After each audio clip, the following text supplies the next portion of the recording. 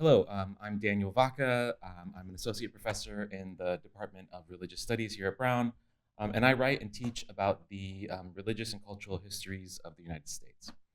And in my work, I end up focusing a lot on the relationship between religious life and economic life. And just to give you a sense of what that means, at least for me, I can tell you about my first book briefly before telling you about my Cogut work. So my first book is called Evangelicals Incorporated, Books and the Business of Religion in America. And it was, or is, still around, about how for-profit media corporations have shaped religious life. I show how evangelical Christianity became a large, cohesive, and conservative social group in the US through the influence of for-profit media companies and media conglomerates like News Corp, whose owners also control media properties like Fox News. So I show how the evangelical market was shaped by business practices and capitalist ideologies on the one hand, then on the other hand, how evangelical ideas and practices justified that corporate activity. So this approach of looking at how religion shapes and is shaped by economic activity is also how I come at my project here at the Cogut Institute. My project is called, for now, titles can change, How to Change the World, A Religious History of Taxes. And I come to this as both a historian of the US, but also as a citizen. I've always been fascinated by the way that people talk about taxes. It's always seemed to me that most political and social debates in the US end up becoming debates about taxation. These debates can be really tedious, they can also be really infuriating. But I guess on both sides of that, I think they can also be really meaningful when you recognize that every debate about taxes is also a debate about what kind of society we want to have, what we owe to each other, and how we address big problems like poverty, inequality, and structural racism. So this semester, I'm working especially around the income tax.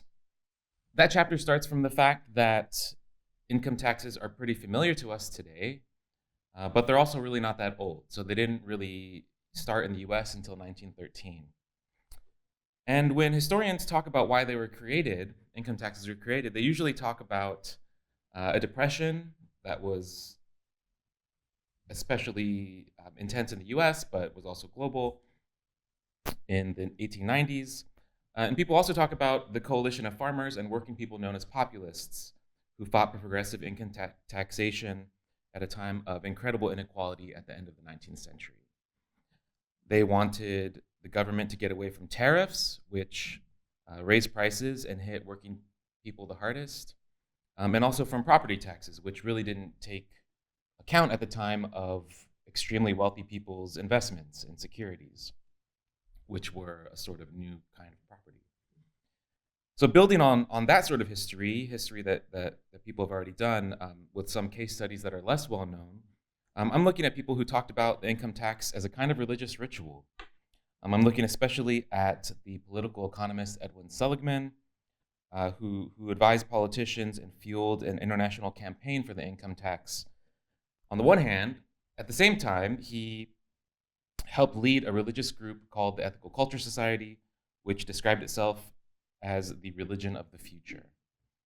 So using his personal correspondence and also his published writings, which were translated into tons of languages all over the world, I show why he thought paying income tax would help transform all of us, anybody who pays it, into more ethical people.